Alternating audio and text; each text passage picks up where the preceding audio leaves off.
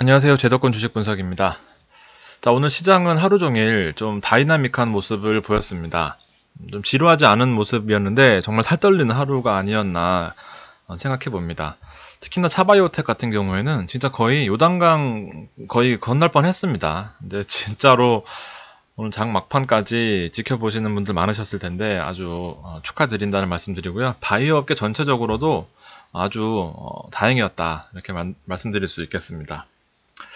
자, 그럼에도 불구하고 일단 저는 코스피가 2200선이 불안해 보이는 것은 사실입니다. 방향이 사실 급격하게 움직일 수 있는 구간은 아니지만 상승하지도 못하고 하락하지도 못하는 요 박스 안에서 많은 얘기를 해준 하루가 아니었나 생각해 볼 수 있겠습니다. 기본적으로 외국인 순매수는 지속을 하고 있는 모습이고요. 기관은 연속 순매도를 계속해서 분위기 지속하고 있습니다.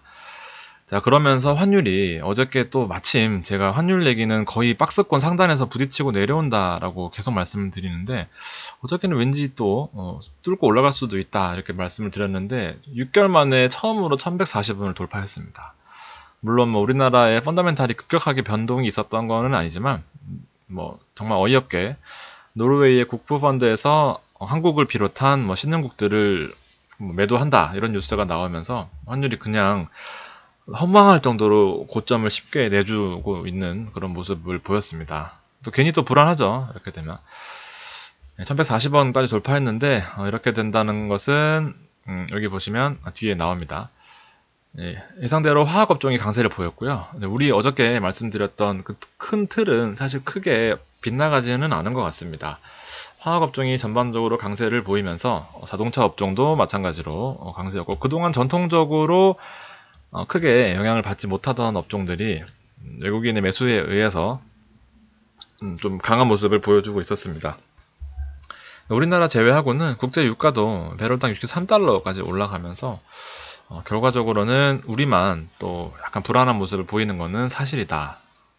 그리고 기업 이슈들이 있었고요.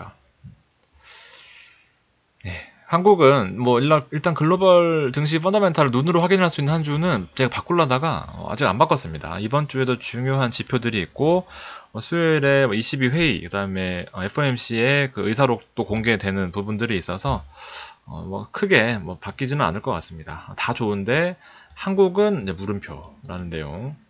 그래서 이 기관이 연속 순매도를 계속 지속하고 있는데 갑자기 매수로 가긴 힘들 것 같고 분위기가 그렇죠. 지금 4월에 들어서는 외국인들이 계속해서 매수를 해주고 있지만 한 번이라도 꺾이는 날에는 사실 크게 위태롭다 이렇게 말씀드릴 수 있겠습니다. 그래서 저는 정리하고 지켜보자라는 입장이었고 오늘 내일이 사실상 저는 이제 거의 현금화하는 한 주라고 보고 있습니다. 그래서 2200의 돌파 모멘텀은 부족해 보이는데 일단 달러 강세가 압력이 심화될 수 있죠. 사실 고점을 내준 상황이기 때문에 한국 증시 밸류에이션 디스카운트 문제가 이제 불거질 수 있습니다. 1140원, 1100원은 아주 차이가 커요. 이제 우리나라, 예를 들면, 만원짜리, 우리나라 주식을 만원짜리라고 봤을 때 전체 시가총액을 나누기 1100원 하는 것과 나누기 1140원 하는 것은 당연히 이게 더 크겠죠.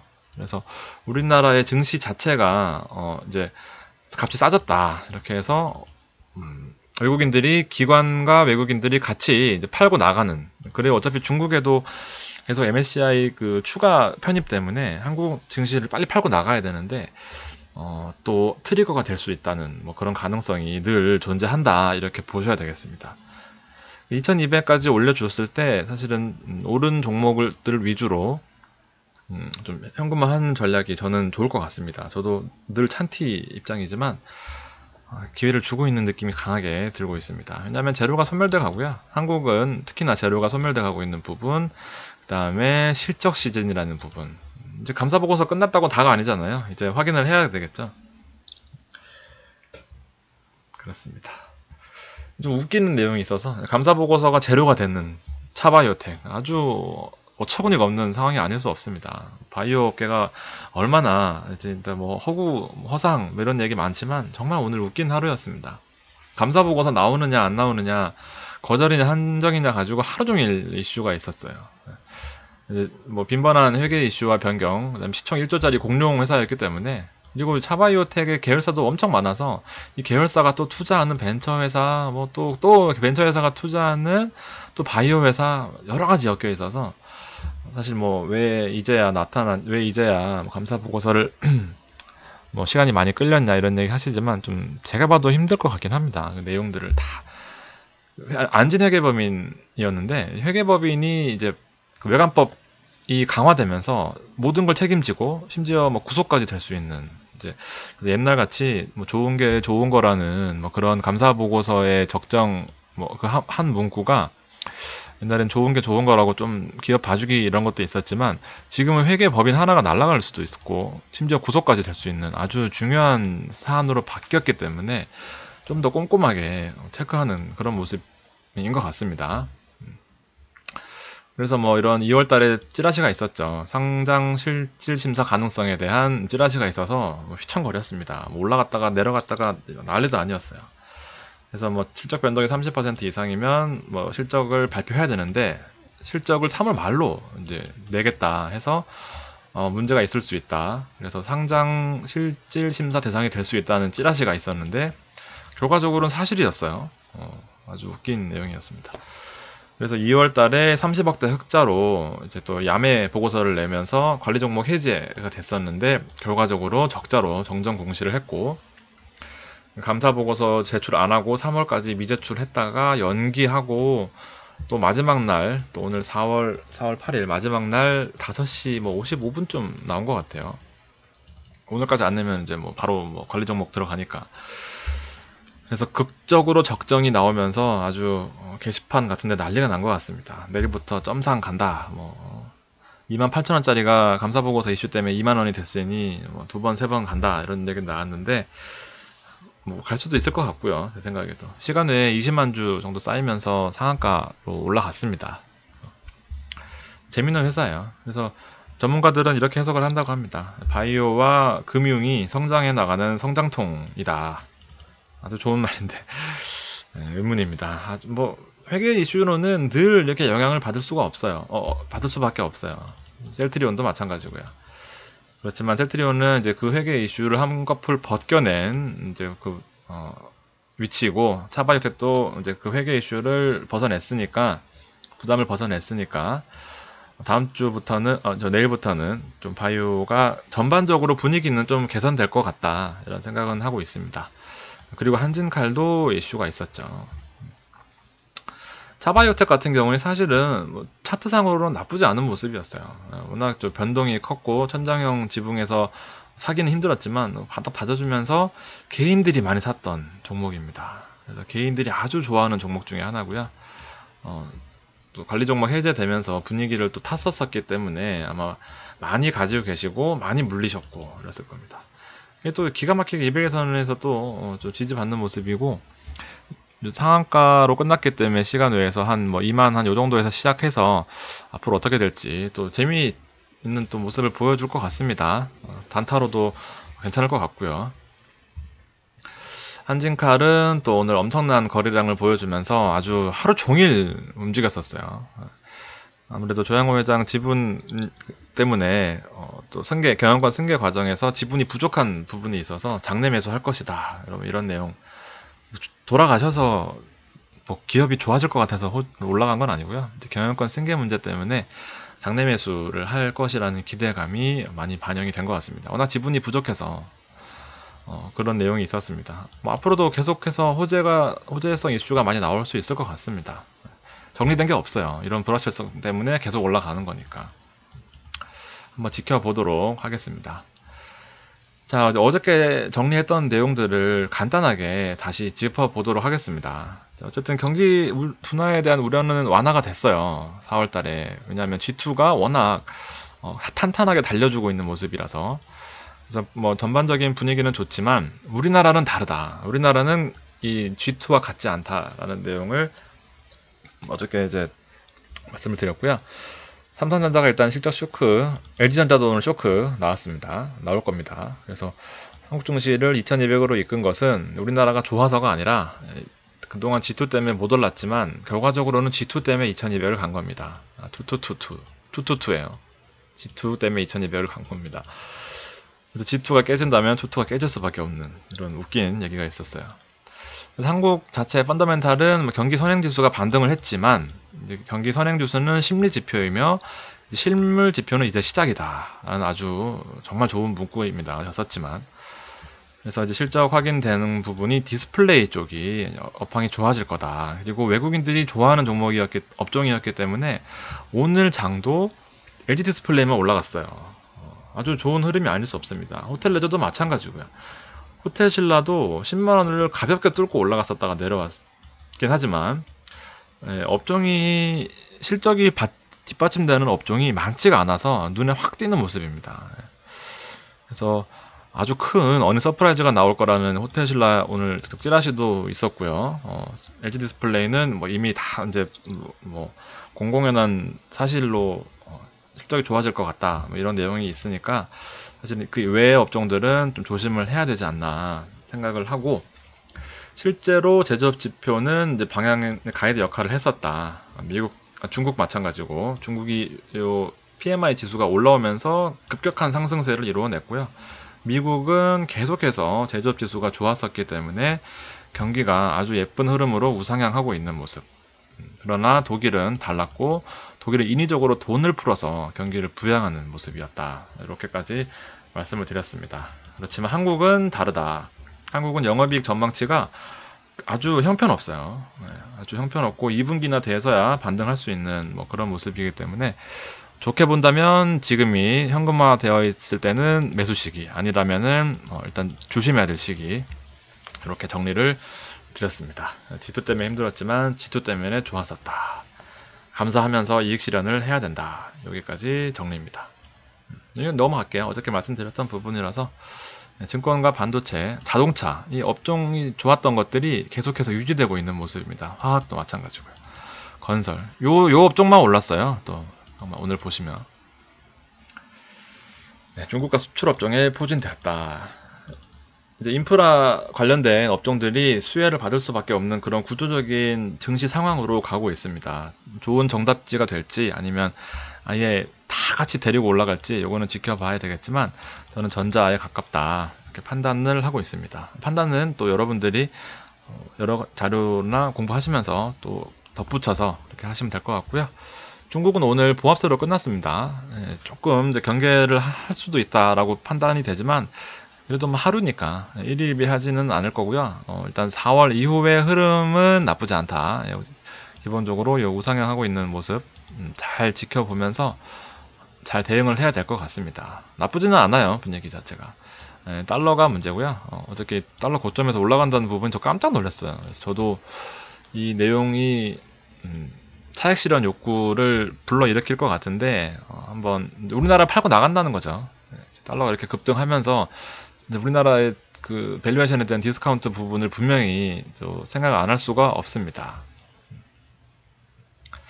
유럽도 지금 뭐 장 시작한 거 조금 지났는데 뭐 큰 흐름은 없지만 약간 하락세.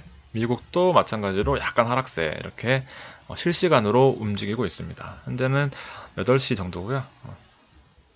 코스피도 일단 정말 애매하게 끝났어요. 뭐 거의 보합 수준이죠. 2210이면 사실은 강하게 뚫고 올라가기는 정말 힘든 경제 상황이죠. 제가 뭐 경제 상황을 가감해서 나쁘게만 쓴 건 아니고 또 좋게만 쓴 것도 아닌데 판단하기 어려운 시점인 것 같습니다.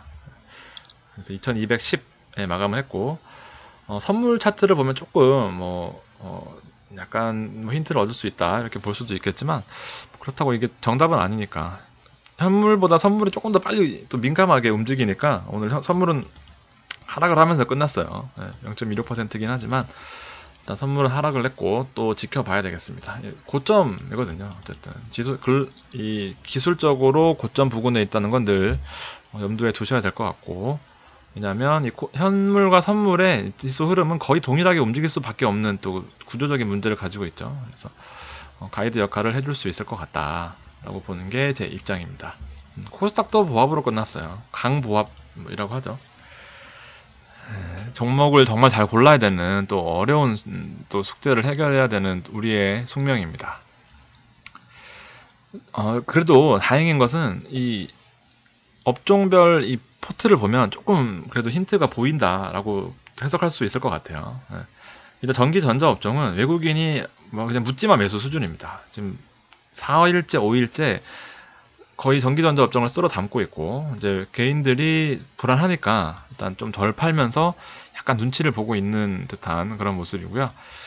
여기 보시면 철강 금속에 또 올라와 있는 모습이고, 운송 장비, 화학, 정답지가 여기 다 있는 것 같아요. 몰려있고 금액들이 큰 것들은 여기 다 있습니다. 결과적으로.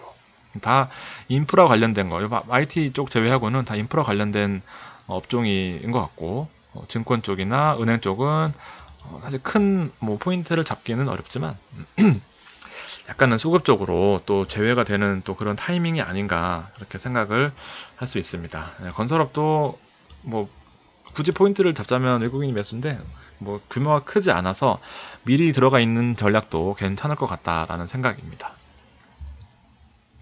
외국인 매수는 아주 강력하게 계속 들어오고 있어요. 이제 뭐 아주 좋은 흐름이라고 볼 수도 있겠지만 결과적으로 저는 조금 주의해야 되지 않나 생각을 하고, 외국인 포트는 일단 어제 방향을 잘 잡은 것 같습니다. 하이닉스는 기본적으로 삼성전자와 같이 계속해서 IT 업종을 좋게 보고 있는 것 같고, 화학, LG화학 우리 어저께, 그리고 포스코, 고려아연까지 이 삼총사를 제가 리뷰를 해드렸었어요. 그리고 GS건설은 빠졌는데 오늘은 수급에서 제외되어 있지만 일단 외국인 순매수 상위에 포진되어 있는 거는 일단 기본적으로 안심입니다. 그리고 우리 호텔신라, 위닉스가 없네요. 호텔신라는 지난번 호텔신라, 위닉스, 그 다음에 하나가 뭐지? 하나 모르겠습니다. 하여튼 그렇게 있습니다. 현대차도 있고요. 셀트리온도 있네요. 아주 좋은 흐름을 계속해서 지속하고 있습니다. 규모가 작아서 이런 것들은 일단 좀 지켜보셔야 될 것 같고, 기관은 뭐 오늘 팔았기 때문에 큰 의미는 없지만 뭐 기아차 있고 LG 디스플레이가 있어요. LG 디스플레이는 아주 좋은 업종 중에 또 좋은 대표 주자로서 그냥 다른 거 고민할 필요 없이 디스플레이 그냥 탑 티어라고 보시면 될 것 같습니다. 네, 포스코는 오늘 좋은 흐름을 보이다가 막판에 좀 빠지면서 뭐 도지를 그리면서 끝났지만 분위기가 나쁘지 않아요. 이거 뭐 저는 무서워하지 않고 이거 사도 될 것 같습니다. 보시면 5일선에 계속해서 올라가 있는 모습인데 200선에 붙는 게 관건일 것 같고요. 내용을 살짝 또 어저께 했던 거 말씀을 드리면 영업이익은 기본적으로 증가하고 있습니다. 그래서 철강 본원 경쟁력이 강화되고 일단 내용이 이런 쪽으로 괜찮다. 그래서 중국의 인프라 투자, 중국 철강 수요의 긍정적인 흐름을 기대해보는 그런 내용이 어제 말씀을 드렸고요. 기본적으로 뭐 톤당 뭐 가격을 인상한 부분, 내년 후판 이런 부분들이 아주 좋은 흐름이다.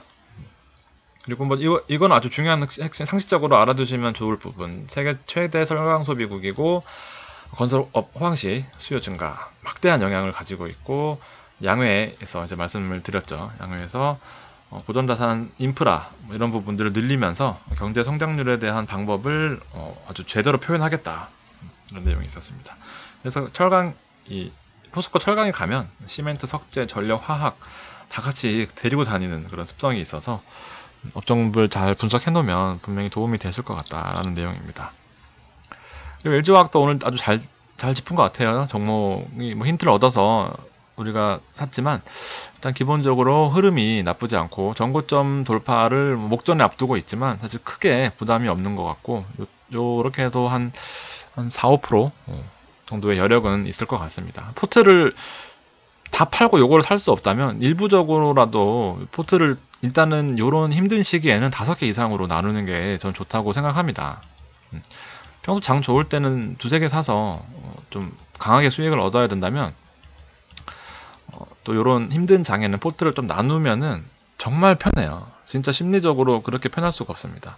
물론 다 같이 빠지는 장 있지만 지금 현재 글로벌 증시상으로 다 같이 빠지기는 힘들지 않습니까? 그렇기 때문에 이렇게 우리나라만 안 좋을 때는 업종별로 아주 차별화돼서 움직이는 경우가 많기 때문에 이런 전략을 가져가는 게 좋을 것 같다라는 생각입니다. LG화학도 여기 해놓은 거 그대로 가져왔고요. 중국 실질 소비, ABS, 이 플라스틱은 중국 내에 아주 수요 점유율이 높고 소비 회복 시에 가장 큰 수혜다. 그래서 영업이익도, 매출액과 영업이익도 증가하는 추세로 예측하고 있지만 뭐 100% 맞지는 않지만 기본적으로 좋게 보고 있다. 이런 내용이 있습니다. GS건설은 뭐 오늘 하락했어요. 1.63. 그렇지만 매수 하는 구간 요 사이에서 매수하시면 되겠죠. 이렇게 바닥을 잡기는 어렵겠지만 분명히 뭐 손실 봐봐야 5% 내외잖아요. 이렇게 밑으로 잡고 위로 열어두는 전략은 나쁘지 않은 것 같습니다. 우리나라로 건설 경기만 보면은 안 좋지만 요 이제 해외 수주에 좀 총력을 다하고 있는 그런 아주 아름다운 모습을 보여주고 있기 때문에 많은 건설주가 있지만 GS건설을 저는 괜찮게 보고요. 나머지 업종들도 괜찮아요. 건설 업종이면. 매트릭스를 좀 보시면 그래도 포트를 잘 나눠놓은 게 얼마나 또 역할이 컸던지 또 볼 수 있습니다. 앞에 포트 3개는 포트에 추가하시고요. 전반적으로 바이오 업종을 셀트리온과 헬스케어를 제외하고 나머지 부분들은 큰 영향을 끼치지는 못했어요. 특히나 ST큐브는 많이 빠졌어요. 지금 알게 모르게 지금 혼자 다 하락했습니다. 삼성전기, 하이닉스, 삼성전자, 그렇죠.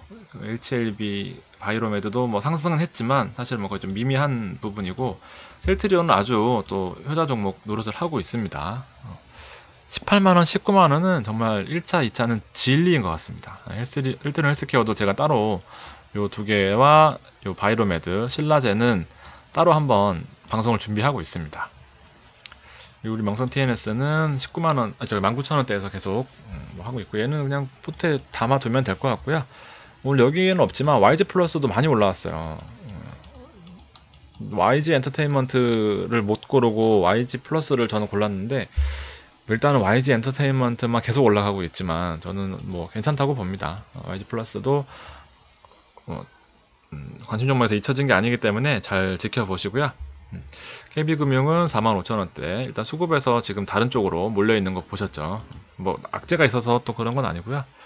한동안 또 수급에 들어왔었기 때문에 조금 지켜보시면 좋을 것 같고 한전이 또 흐름이 좋은 것 같습니다. 한전이 또 매수할 수 있는 좋은 또 국면이 아닌가 생각이 되고요. LG이노텍, LG전자, 그다음에 LG디스플레이 좋은 흐름을 보여주고 있습니다. SL도 그렇고요. 보세요. 나머지는 다 지금 빠졌습니다. AP 시스템도 그렇고요. 인시소프트도. 호텔신라는 막판에 빠졌어요. 롯데정보통신이고. 그동안 수급에서 혜택을 받던 종목들이 많이 빠졌어요.